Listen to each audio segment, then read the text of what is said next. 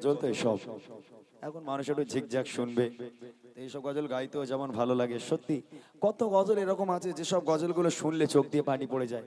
এসকেআই সাহেবের এমন এমন গজল আছে যেগুলো এখনো পর্যন্ত যদি গাওয়া হয় মানুষ পাগলের মতো শুনবে। জানি না এখানকার মানুষ হয়তো আমার গজলকে আপনারা পছন্দ করেন, আমিও চেষ্টা করি কোরআন হাদিস থেকে, ইসলামের ইতিহাস থেকে, সারা শরীয়তের কথাবার্তা শোনানোর জন্য বক্তৃতার মাধ্যমে, যেগুলো আপনারা বুঝতে পারবেন। আমি এরকমই গজল বলি। তথাপিও এসকেআই সাহেবের এই সমস্ত গজলগুলো মারাত্মক গজল, যেগুলো বোঝার মতো অনেক কিছু আছে। আগে গাইতো না, আপনারা শুনেছেন কিনা জানি না, উনি বলতো বলে একদিন এক বুড়ি নদীর ধারে বসে কাঁদে আপন ছেলের দরে। একদিন এক বুড়ি নদীর ধারে বসে কাঁদে আপন ছেলের দরে। আসছিলেন মোর পীর জিলানী সেই পথে ধরে। একদিন এক বুড়ি নদীর ধারে বসে কাঁদে আপন ছেলের দরে।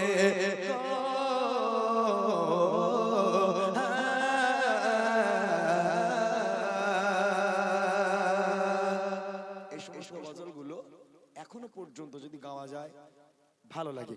গজল তো ছিল সেই সব। এখনকার গজলগুলো একটু কি হয়, একটু রিদম ফাস্ট হয়ে গেছে, একটু মানুষটা একটু সব সময় যেন গম গম করে। তবে এইসব গজলগুলো যারা বয়োজ্যেষ্ঠ মানুষ তারা শুনতে ভালোবাসে অনেক। আর কি আর কি গজল যেগুলো মানুষ শোনে, চমকাবে নসিব আমার গো, তারপরে হ্যাঁ এ কথা তো নয়, তারপরে একটা গজল আছে সেটা হলো হ্যাঁ সিজদায় কলম বলে শোনো আহাদ আহমদ মিলে গেল। এই সমস্ত গজলগুলো সত্যি খুব ভালো লাগা গজল। দুই কোলে গবে তোমার গো না পেলে খোদার রহমত গো। দুই কোলে গবে তোমার গো না পেলে খোদার রহমত গো। চাও পেতে জো জো জো জান্নাত গো, চাও পেতে জো জো জো জান্নাত গো। নামাজ ছাড়া সবে বেকার গো, নামাজ ছাড়া সবে বেকার গো।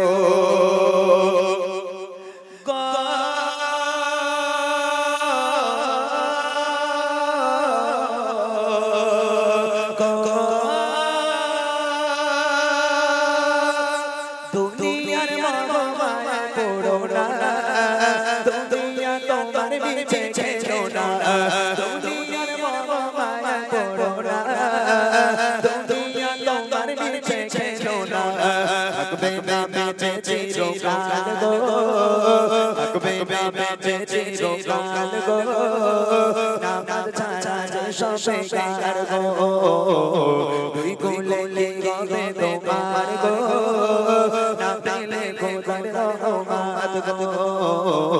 চাও পেতে জো জো জান্নাত গো, নামাজ ছাড়া সবে বেকার গো, নামাজ ছাড়া সবে বেকার গো।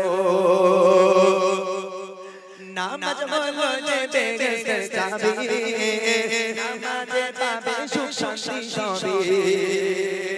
যারা নামাজ পড়ে, যারা 5 ওয়াক্ত নামাজ পড়ে, ছেলে হোক কিংবা মেয়ে, যারা 5 ওয়াক্ত নামাজ পড়ে তাদের কাছে একটুখানি জিজ্ঞাসা করে নেবেন নামাজে কি সুখ, নামাজে কি শান্তি। আপনার মনে অশান্তি, আপনার বাড়িতে অশান্তি, ঘরে অশান্তি হচ্ছে, মন মতি ভালো নেই, আপনার ব্রেন খারাপ হয়ে যাচ্ছে, টেনশনে আপনি চলতে পারছেন না, ঘরে বসতে পারছেন না, আল্লাহর ঘরে চলে যান।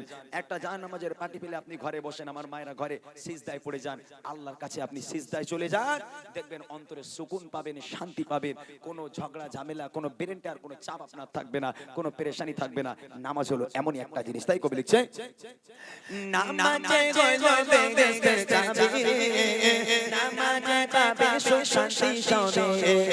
নামাজে হলো বেহেশতের চাবি, নামাজে পাবে সুখ শান্তি সবে গো। নামাজ দুই কোলে পড়ো বার গো, নামাজ দুই কোলে পড়ো বার গো। নামাজ ছাড়া সব বেকার গো নামাজ ছাড়া যে সব বেকার গো তুই করলে কি হবে তোমার গো তুই করলে কি হবে তোমার গো না পেলে খোদার রহমত গো চাও পেতে যদি ওই জান্নাত গো চাও পেতে যদি ওই জান্নাত গো নামাজ ছাড়া যে সব বেকার গো নামাজ ছাড়া যে সব বেকার গো